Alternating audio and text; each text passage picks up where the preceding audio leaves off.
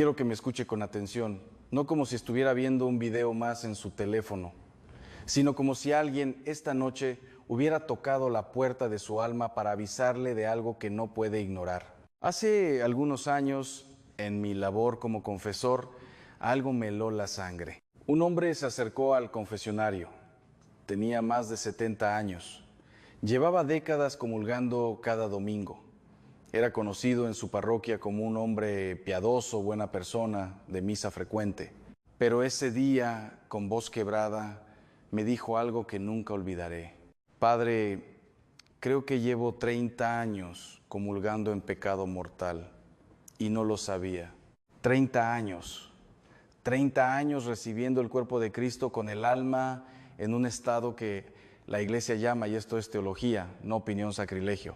¿Cómo es posible? ¿Cómo puede una persona mayor, creyente, devota, cometer ese error durante décadas? La respuesta me parece a la vez algo aterrador y profundamente humana, porque nadie le había explicado con claridad qué pecados exactamente invalidan la comunión. Porque vivimos en una cultura que ha suavizado tanto el lenguaje religioso que ya no sabemos dónde está la línea. Porque hay pecados que la gente mayor normaliza, que no aparecen en ninguna lista de catequesis moderna, pero que pesan sobre el alma como una losa de piedra. Y hoy, en esta Cuaresma, este tiempo que la Iglesia nos regala precisamente para detenernos, examinar y limpiar, necesito hablarle directamente a usted. Si tiene más de 60 años, si ha vivido una vida larga con sus alegrías y sus heridas, con sus logros y sus errores, si ha cargado con cosas que quizás pensó que ya estaban olvidadas, escúcheme, el velo se romperá esta Cuaresma y lo que le voy a revelar en los próximos minutos puede cambiar la manera en que usted se acerca a la mesa del Señor para siempre. No se trate de asustarse, se trata de liberarse. Quédese, porque esto le concierne y porque su alma a esta altura del camino lo merece. Introducción teológica y primer bloque de enseñanza. Antes de entrar en materia, necesito establecer algo fundamental, algo que en muchas parroquias lamentablemente ya no se explica con la claridad que merece. La Eucaristía no es un símbolo, no es un ritual social, no es una costumbre de domingo que cumplimos para sentirnos bien con nosotros mismos o con nuestra familia. La Eucaristía es, y esto lo enseña el Concilio de Trento, el Catecismo de la Iglesia Católica en su número 1374, y 2000 años de fe vivida a la presencia real, verdadera y sustancial de Jesucristo. Su cuerpo, su sangre, su alma, su divinidad, bajo las apariencias de pan y vino, pero Él, completamente Él. Esto significa que cada vez que nos acercamos a comulgar, no estamos simplemente participando en una ceremonia, estamos teniendo un encuentro personal con Dios. Y aquí viene la pregunta que pocos se hacen en voz alta: ¿en qué estado debería encontrarse el alma para recibir a Dios? San Pablo, en su primera carta a los Corintios, capítulo 11, versículos 27 al 29, lo dice con una claridad que hará temblar a quien lo lea con atención, de modo que cualquiera que coma este pan o beba esta copa del Señor de manera indigna, será culpable del cuerpo y de la sangre del Señor. Por tanto, cada uno examínese a sí mismo antes de comer el pan y beber de la copa. Porque el que come y bebe sin discernir el cuerpo del Señor, come y bebe su propio juicio. Su propio juicio, no lo digo yo, lo dice el apóstol. Esto no es para crear miedo, es para crear conciencia. Y hay una diferencia enorme entre las dos cosas. El miedo paraliza, la conciencia libera. Ahora bien, la Iglesia establece con precisión cuándo una persona no debe acercarse a comulgar. El Código de Derecho Canónico, en su canon 916, es explícito. Quien tiene conciencia de pecado grave no debe comulgar sin antes haberse confesado sacramentalmente. Pecado grave, pecado mortal. Y aquí es donde la conversación se vuelve incómoda. Porque muchas personas, especialmente las que llevan décadas en la fe, los mayores de 60, de 70, de 80 años, han desarrollado algo que los teólogos llamamos conciencia laxa. No es maldad, no es hipocresía. Es simplemente que con el tiempo ciertos pecados se han normalizado tanto en la vida cotidiana que han dejado de percibirse como graves. Pero la gravedad objetiva de un acto no depende de cuánto tiempo llevemos cometiéndolo. Depende de lo que ese acto es en sí mismo, de la plena advertencia con que se comete y del consentimiento deliberado de la voluntad. Así lo define el Catecismo en su número 1857. Y aquí quiero detenerme en algo que viví personalmente, algo que me marcó profundamente y que cambió la forma en que yo mismo entiendo la misericordia de Dios. Experiencia personal. Mi tío Ernesto, un hombre al que yo admiraba profundamente, era una persona de misa dominical sin falta. Rezaba el rosario, tenía una imagen del Sagrado Corazón en su sala, pero había algo en su vida que nunca había confesado, no porque no creyera en el sacramento, sino porque con el paso de los años había llegado a convencerse de que aquello ya no importaba, que era cosa del pasado, que Dios, siendo bueno, ya lo habría perdonado sin necesidad de decirlo en voz alta. Cuando enfermó gravemente y yo fui a visitarlo, tuvimos una conversación que todavía me emociona recordar. Con mucho amor le pregunté si quería confesarse. Hubo un silencio largo.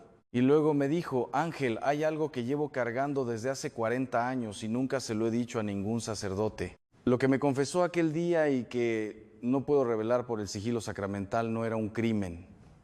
Era algo que muchos consideran menor. Pero él lo había cargado durante 4 décadas. Y cuando lo dijo en voz alta, cuando lo entregó al sacramento, lloró como un niño. Me dijo: me siento tan liviano, ¿por qué no lo hice antes? Pero espere, porque lo que le acabo de contar es solo el comienzo. Hay pecados, específicos pecados, que la gente mayor comete con frecuencia sin saberlo. Pecados de omisión, de rencor enquistado, de silencios cómplices que voy a nombrar uno por uno en los próximos minutos. Y cuando los escuche, es posible que reconozca alguno.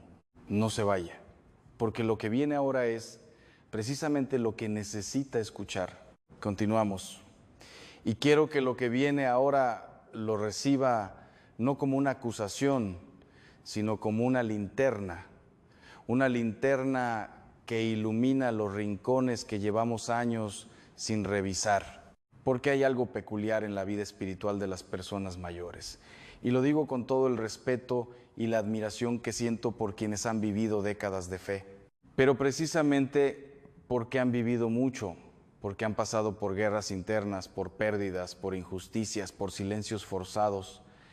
Hay heridas que se han convertido en costumbre, y las costumbres con el tiempo dejan de doler, dejan de verse, dejan de confesarse. Hoy vamos a hablar de los primeros pecados graves que deben examinarse antes de comulgar esta Cuaresma.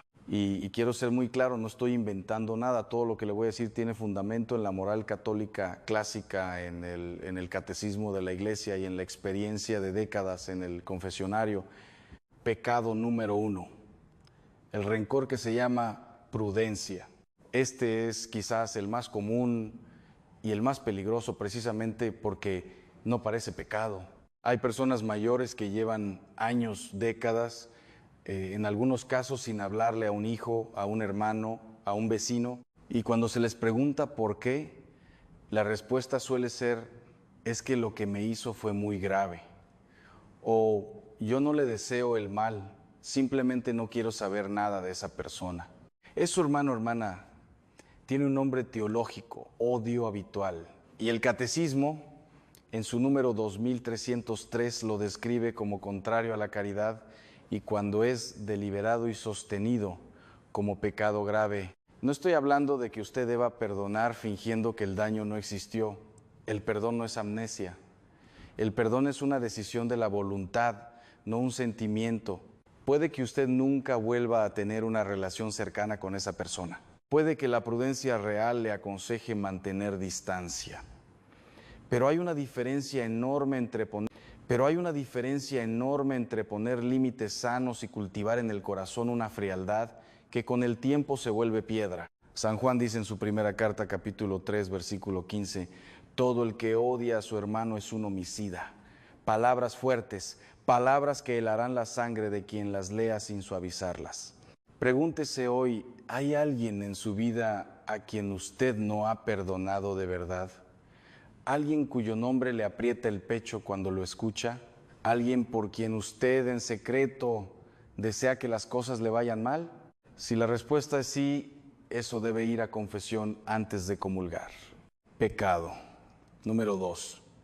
Los pecados de la lengua que ya nadie llama pecados. La murmuración, la calumnia, el chisme. En las generaciones mayores hay una cultura de reunión, de sobremesa, de conversación larga. Y en esas conversaciones con la familia, con los amigos, con los vecinos de toda la vida, ¿con qué facilidad se destruye la reputación de una persona ausente? Es que es la verdad lo que digo. Eso me lo dicen mucho en el confesionario. Y tengo que explicar con paciencia que la murmuración no deja de ser pecado por ser verdadera. El Catecismo, en su número 2477, define la murmuración como revelar sin razón objetivamente válida los defectos y faltas ajenas. Y dice que daña la fama del prójimo, que es objetivamente una falta grave cuando el daño causado es serio. ¿Cuántas veces en los últimos meses ha hablado usted de alguien de una manera que le habría avergonzado si esa persona hubiera estado presente? ¿Cuántas conversaciones ha tenido en las que el tema central era destruir con palabras la imagen de otra persona? Esto también debe ir a confesión. Y espere, porque lo que viene ahora es algo aterrador que he visto repetirse en el confesionario una y otra vez entre personas mayores. Un pecado que casi nadie confiesa porque todos creen que ya prescribió con el tiempo. Un pecado que tiene que ver con dinero, con herencias, con familias rotas. Quédese porque esto puede ser exactamente lo que usted o alguien que usted ama necesita escuchar. Pecado. Número 3. Las injusticias económicas sin reparar. Este es un pecado que hará temblar a muchos. Y lo digo con toda la caridad del mundo, pero también con toda la claridad que me exige mi ministerio. Hay personas que en algún momento de su vida, hace 30, 40, 50 años, cometieron una injusticia económica, una herencia mal repartida, un dinero que se tomó prestado y nunca se devolvió, un trabajador al que no se le pagó lo justo, un familiar al que se le engañó en un negocio, una deuda que se borró convenientemente de la memoria. La moral católica es muy clara en esto. El séptimo mandamiento no solo prohíbe robar, exige también reparar el daño causado en la medida de lo posible. El Catecismo, en su número 2412, establece que quien ha cometido una injusticia está obligado a restituir lo robado. Y aquí viene lo que muchos no saben. Confesar el pecado no basta si hay posibilidad de reparación y no se hace. El propósito de enmienda, que es parte esencial del sacramento de la confesión, incluye la voluntad de reparar el daño cuando está en nuestras manos hacerlo. Conozco el caso de una mujer amiga de mi familia que en paz descanse, que llegó al final de su vida con una deuda moral que nunca reparó. Sus hijos lo sabían, sus hermanos lo sabían, ella lo sabía, pero siempre había una razón para esperar. Cuando tenga más dinero, cuando pasen los conflictos familiares, cuando sea el momento oportuno es ahora, esta Cuaresma. Antes de que el tiempo se acabe, pecado. Número 4, la omisión religiosa en la familia. Hay padres y abuelos que en algún momento de su vida tomaron decisiones que alejaron a sus hijos de la fe. Quizás no los llevaron a la catequesis, Quizás los dejaron crecer sin ninguna educación religiosa por comodidad, por no tener conflictos con el otro cónyuge, por no querer imponer nada. Quizás dieron ejemplo de una fe tibia, contradictoria, solo para las apariencias. El quinto mandamiento, en su dimensión positiva, incluye el deber de los padres de educar a sus hijos en la fe. El catecismo, en su número 2223, es explícito. Los padres tienen la misión de enseñar a sus hijos a rezar y a descubrir su vocación como hijos de Dios. ¿Ha reflexionado usted alguna vez sobre si cumplió ese deber? No para condenarse, sino para reconocerlo, entregarlo al Señor y pedir perdón. Porque a veces el mayor dolor de una persona mayor no son sus propios pecados, es ver a sus hijos o nietos lejos de Dios. Y a veces no siempre, pero a veces hay una conexión entre esa ausencia y decisiones que se tomaron décadas atrás. Antes de continuar, necesito pedirle algo desde el corazón. Si este contenido está tocando algo en usted, si hay una voz interior que le dice, esto es para mí, no se quede solo con eso, comparta este video con alguien que usted ama, con ese familiar mayor que lleva años sin confesarse, con esa persona que usted sabe que necesita escuchar esto. Y si todavía no forma parte de esta comunidad, suscríbase ahora, porque lo que estamos construyendo aquí no es simplemente un canal de YouTube, es un espacio de gracia, un lugar donde la verdad se dice con amor y donde usted, sin importar su edad ni su historia, puede encontrar el camino de regreso. Suscríbase, active la campana y quédese, porque aún nos faltan los pecados más silenciosos y más profundos, los que nadie quiere nombrar. Continuamos, y quiero que sepa algo antes de que empiece esta parte. Lo que viene ahora no es fácil de escuchar. Tampoco fue fácil para mí aprender a decirlo. Durante años, como confesor joven, yo mismo dudaba si debía tocar ciertos temas con personas mayores. Me preguntaba, ¿no es cruel sacar esto a la luz a esta altura de la vida? ¿No es mejor dejarlo descansar? Fue un anciano sacerdote, mi director espiritual durante muchos años, quien me respondió con una frase que llevo grabada en el alma: Ángel, la misericordia de Dios no tiene fecha de vencimiento, pero tampoco la tiene el pecado. Mientras el alma vive, tiene la posibilidad de sanar. Negársela por miedo o por comodidad no es caridad, es cobardía. Desde ese día hablo claro, con amor, pero claro. Pecado número 5, la idolatría doméstica. Cuando algo ocupa el lugar de Dios, este pecado es algo aterrador precisamente porque se disfraza de virtud. Hay personas mayores que han convertido a sus hijos en su Dios, a su familia, a su salud, a su dinero, a su reputación. Y no lo digo en sentido figurado, lo digo en sentido teológico preciso. El primer mandamiento no solo prohíbe adorar estatuas, prohíbe poner cualquier cosa o persona en el lugar que solo le corresponde a Dios.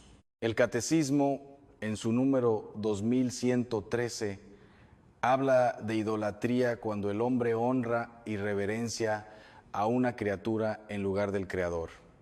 ¿Cuántas personas mayores viven en una angustia permanente? No por falta de fe, sino porque han depositado toda su esperanza en sus hijos. ¿Cuántas no pueden dormir? No por preocupación legítima, sino porque en algún momento, sin darse cuenta, transfirieron a sus seres queridos la confianza absoluta que solo Dios merece. Esto se manifiesta de muchas formas. En el control excesivo sobre los hijos adultos, en la incapacidad de soltar, de confiar, de decir, Señor, yo hice lo que pude, ahora te los entrego. En el resentimiento cuando los hijos toman decisiones propias, en la manipulación emocional, aunque sea inconsciente, para mantener el control. No es que amar profundamente a la familia sea pecado, es que cuando ese amor se convierte en la fuente última de sentido, en el centro alrededor del cual gira toda la existencia, algo en el orden espiritual se ha roto. Pregúntese hoy, ¿puede usted soltar? ¿Puede usted decirle a Dios? ¿Puede usted soltar? ¿Puede usted decirle a Dios, de verdad, hágase tu voluntad sobre las personas que más ama? Si la respuesta le cuesta demasiado, hay algo ahí que examinar. Pecado número 6. El escándalo dado. El ejemplo que destruyó la fe de otros. Este es uno de los pecados más silenciosos y más graves de una vida larga. Jesús lo dice en el Evangelio de Mateo, capítulo 18, versículo 6, con una contundencia que helará la sangre de quien lo escuche de verdad. Al que escandalice a uno de estos pequeños que creen en mí, más le valdría que le colgaran al cuello una piedra de molino y lo hundieran en lo profundo del mar. El escándalo, en lenguaje teológico, no es simplemente hacer algo llamativo o escandaloso en sentido coloquial. Es cualquier acción, palabra o actitud que lleva a otro a pecar o alejarse de Dios. Ha habido en su vida momentos en que su ejemplo, su comportamiento en la familia, su manera de hablar de la iglesia, su actitud ante la fe, llevó a otra persona a alejarse de Dios. Pienso en padres que hablaban mal de los sacerdotes delante de sus hijos, en abuelos que ridiculizaban la oración, en personas que vivían una doble moral tan evidente que sus propios hijos decidieron que la fe era una farsa, en matrimonios que se separaron de maneras que dejaron a los hijos con heridas espirituales profundas. No le estoy pidiendo que cargue con una culpa paralizante, le estoy pidiendo que lo nombre, que lo lleve al confesionario, que le diga al Señor: hubo personas en mi camino que se alejaron de ti y yo tuve parte en eso. Eso es lo que necesita el alma para quedar libre. Pero hay un pecado más, uno que casi nadie menciona, uno que he escuchado en el confesionario con una frecuencia que me ha sorprendido incluso a mí. Un pecado que tiene que ver con Dios mismo, con la oración, con una promesa que se hizo en un momento de desesperación y que nunca se cumplió. El velo se romperá cuando lo nombre. Quédese. Pecado número 7. Los votos y promesas rotos ante Dios. ¿Recuerda usted algún momento de su vida en que, en medio de una crisis, le prometió algo a Dios? Señor, si mi hijo sale adelante, voy a cambiar de vida. Virgen Santa, si me curo de esta enfermedad, voy a ir en peregrinación. Dios mío, si resuelvo este problema, nunca más vuelvo a hacer esto. Millones de personas han hecho esas promesas y millones las han olvidado en cuanto pasó la crisis. El Catecismo, en su número 2101, enseña que los votos hechos a Dios son actos de devoción y de religión que obligan moralmente. Y el incumplimiento deliberado de una promesa hecha a Dios es, según la tradición moral de la Iglesia, una falta contra el segundo mandamiento. No todas las promesas tienen el mismo peso, pero sí tienen peso. Y cuando una persona lleva años, décadas con una promesa incumplida en la conciencia, eso actúa como una grieta en la relación con Dios, como una deuda que no desaparece porque no se hable de ella. Quiero contarle algo que viví de cerca. Un amigo de mi familia, un hombre mayor al que llamaré don Felipe, había prometido en su juventud hacerse terciario franciscano si superaba una enfermedad grave. Superó la enfermedad. La promesa quedó olvidada durante 40 años. Cuando llegó a la vejez, empezó a sentir una inquietud espiritual que no sabía explicar. Una sensación de que algo en su relación con Dios estaba incompleto. Fue en una conversación conmigo cuando lo conectamos, cuando lo nombró, cuando lo llevó a confesión. Y cuando, con la ayuda del sacerdote, discernió qué parte de esa promesa podía todavía cumplir de alguna forma y qué parte podía ser conmutada por otra práctica de piedad, la paz que llegó después de esa confesión fue, según sus propias palabras, como quitarme un peso que ni siquiera sabía que estaba cargando. Pecado número 8, la asedia, la tibieza espiritual sostenida.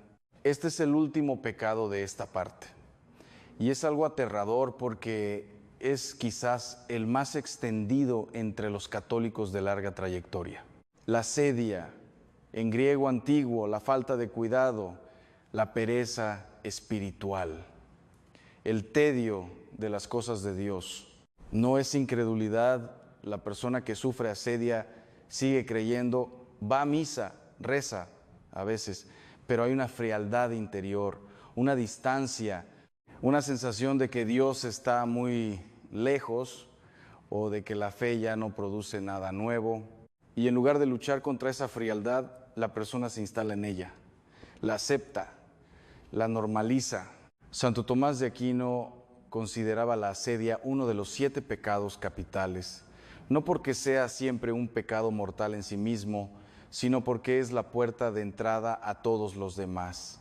Cuando el alma se aburre de Dios, cuando la oración se vuelve rutina vacía, cuando la misa se convierte en un trámite, el corazón queda expuesto y vulnerable a todo. Y para las personas mayores, la asedia a veces llega disfrazada de cansancio legítimo. Ya he vivido mucho, ya recé bastante, ahora me merezco descansar.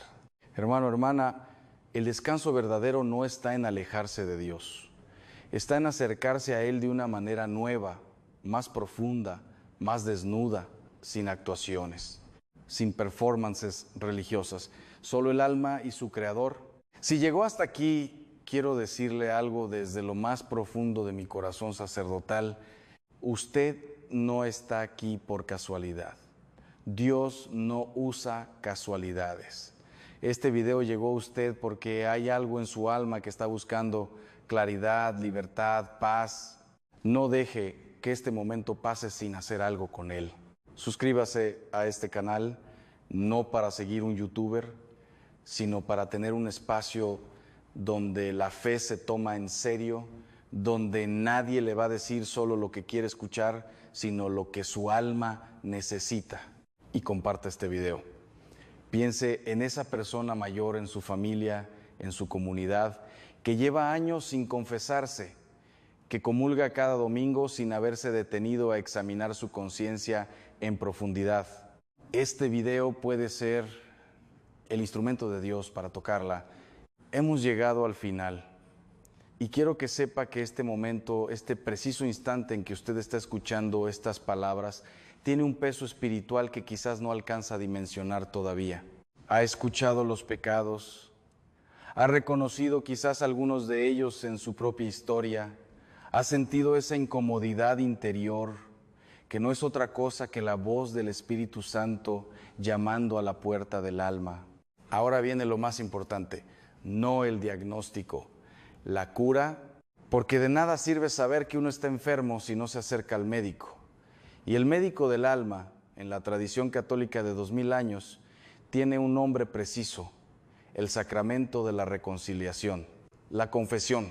¿Por qué la confesión general puede ser necesaria a esta altura de la vida? Existe una distinción importante que muchos desconocen.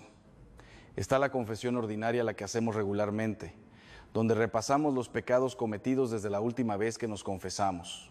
Y existe lo que se llama confesión general, una revisión más profunda, más amplia, que abarca un periodo largo de vida. A veces toda la vida. ¿Cuándo es recomendable una confesión general? Cuando hay razones serias para creer que confesiones anteriores fueron inválidas.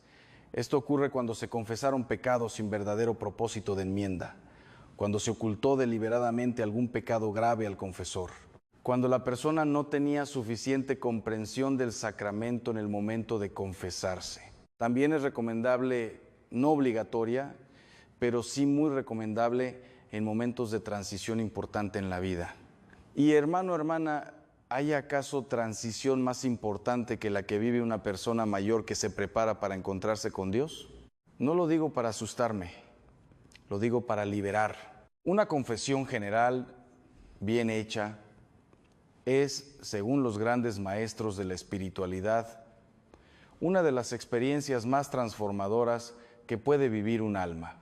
San Ignacio de Loyola la recomendaba al inicio de los ejercicios espirituales. San Alfonso María de Ligorio la consideraba el mejor regalo que un fiel podía hacerse a sí mismo. ¿Cómo preparar la confesión? Paso a paso. Quiero darle ahora una guía práctica, no teórica, práctica, porque la teología sin aplicación es solo filosofía. Primer paso, el silencio y la oración preparatoria. Antes de sentarse a examinar su conciencia, pida la ayuda. El silencio y la oración preparatoria. Antes de sentarse a examinar su conciencia, pida la ayuda del Espíritu Santo. No es un trámite, es una necesidad real. Sin la luz de Dios, el examen de conciencia se convierte en un ejercicio de memoria selectiva donde recordamos lo que queremos recordar y olvidamos lo que nos incomoda. Una oración simple pero poderosa: Señor, ilumina mi memoria, ayúdame a ver lo que tú ves, dame valentía para decir lo que mi alma necesita decir. Segundo paso, el examen por décadas de vida. Para una confesión general, le recomiendo dividir su vida en periodos de 10 años, la infancia y adolescencia, los 20, los 30 y así sucesivamente. En cada periodo pregúntese qué heridas causé, qué promesas incumplí, a quién no perdoné, en qué momentos puse algo o a alguien antes que a Dios. ¿Hubo pecados graves que caí en confesiones anteriores? No necesita recordar cada detalle con precisión quirúrgica. Dios no es un juez burocrático que necesita fechas exactas, pero sí necesita honestidad. La honestidad del alma que dice: Señor, en esa época de mi vida, esto fue lo que pasó. Tercer paso, escribirlo. Sé que esto puede parecer anticuado, pero escribir los pecados en papel, en privado, para quemarlo después si lo desea, tiene un poder enorme. Sacar algo de la oscuridad interior y ponerlo en palabras concretas es el primer acto de liberación. Muchas personas descubren, al escribir, pecados que habían enterrado tan profundamente que ya no los perciben conscientemente. La mano a veces sabe lo que la mente prefiere no recordar. Y ahora viene algo que quiero decirle directamente al alma, algo que he visto suceder en el confesionario con una frecuencia que me ha enseñado más sobre la misericordia de Dios que todos los libros de teología que he leído. Quédese, porque lo que viene puede ser exactamente la palabra que usted necesitaba escuchar hoy. El velo se romperá en los próximos minutos. Cuarto paso, acercarse al confesor adecuado. Para una confesión general, si es posible, busque un sacerdote con quien pueda tener tiempo suficiente, no una confesión de 2 minutos entre misas, pida una cita. Explique que desea hacer una revisión profunda de su vida. Todo sacerdote bien formado entenderá y agradecerá esa petición. Si hay vergüenza, y es normal que el haya recuerde esto, el sacerdote en el confesionario no es el mismo, es instrumento de Cristo. El sigilo sacramental es absoluto e inviolable. Lo que usted diga en ese confesionario muere ahí. Ningún sacerdote puede revelar jamás, bajo ninguna circunstancia, lo que escuchó en confesión. Es una de las leyes más sagradas e inviolables de la Iglesia. La vergüenza que siente antes de confesarse es exactamente la presión que el enemigo ejerce para mantener encadenado.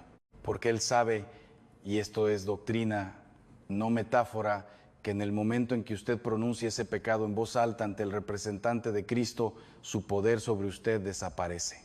La Cuaresma como puerta, no como carga. Quiero terminar con algo que siento profundamente. La Cuaresma no fue diseñada por la Iglesia para hacernos sentir culpables. Fue diseñada para darnos una oportunidad. 40 días que hacen eco de los 40 años del pueblo de Israel en el desierto, de los 40 días de Jesús en el desierto antes de comenzar su misión. El desierto en la tradición bíblica no es un lugar de castigo, es un lugar de encuentro. Es donde Dios habla al corazón, como dice el profeta Oseas, sin las distracciones del mundo, sin el ruido de la vida cotidiana. Esta Cuaresma, Dios le está ofreciendo su desierto personal. Un espacio de 40 días para detenerse, para mirar hacia adentro, para soltar lo que ha cargado demasiado tiempo, para llegar a la mesa eucarística en Semana Santa, no por costumbre, no por inercia, sino con el alma limpia y el corazón ardiendo. Y para usted que ha vivido más de 60 años, que ha visto mucho, que ha amado y perdido y luchado y a veces caído encuentro con la misericordia de Dios no es el final de algo, es el comienzo de la etapa más luminosa de su vida espiritual. Experiencia personal final. El testimonio que lo cambió todo. Permítame terminar con algo muy personal. Mi madre, una mujer de fe profunda, silenciosa, constante, llegó a sus últimos años de vida con una paz que yo, siendo sacerdote, a veces le envidiaba. Una paz que no era resignación, era certeza. Un día le pregunté cuál era su secreto. Me respondió con una simplicidad que me desarmó. Ángel, hace años decidí no guardar nada. Todo lo que pesa lo llevo a confesión. Todo lo que duele lo llevo a la oración. Y todo lo que no puedo resolver se lo entrego a la Virgen. Así no cargo con nada que no sea mío. No cargo con nada que no sea mío. Esa frase, hermano, hermana, es la síntesis de toda una teología de la misericordia. Usted no tiene por qué seguir cargando con lo que no le pertenece, con culpas que ya fueron perdonadas pero que nunca terminó de soltar, con pecados que confesó a medias, con heridas que nunca llevó al sacramento porque pensó que era demasiado tarde. No es demasiado tarde. Mientras el alma vive, la misericordia de Dios está disponible completamente, sin condiciones, sin límite de tiempo, sin caducidad. Si este video tocó algo en usted, no lo deje pasar como si fuera un contenido más. Haga una cosa concreta esta semana, solo una. Busque un confesionario, haga una cita con un sacerdote, siéntese en silencio con papel y lápiz y empiece a escribir. Dé el primer paso, aunque sea pequeño. Dios hará el resto. Y si conoce a alguien, un padre, una madre, un abuelo, un amigo mayor que lleva años alejado del sacramento, que comulga cada domingo sin haberse confesado en décadas, comparta este video con esa persona. Puede ser el instrumento de Dios para cambiarle la vida. Suscríbase a este canal si todavía no lo ha hecho. No somos un canal de entretenimiento religioso. Somos una comunidad de almas que buscan a Dios en serio, que no tienen miedo de la verdad, que saben que la fe verdadera no es cómoda, pero sí es libre. Active la campana de notificaciones para no perderse ningún video, porque cada semana traemos contenido que su alma necesita, no el que quiere, el que necesita. Y recuerde siempre esto con lo que termino cada enseñanza. Dios no le pide perfección, le pide honestidad. No le pide que no haya caído, le pide que se levante. Y el sacramento de la reconciliación es precisamente la mano de Dios extendida para ayudarle a ponerse de pie. Que esta Cuaresma sea para usted el comienzo de algo nuevo. Que la comunión de Semana Santa sea la más consciente, la más libre, la más verdadera que haya recibido en toda su vida. Que Dios le bendiga y que la Virgen le acompañe en cada paso de este camino. Hasta el próximo video. Con todo mi afecto sacerdotal, Padre Ángel Espinosa.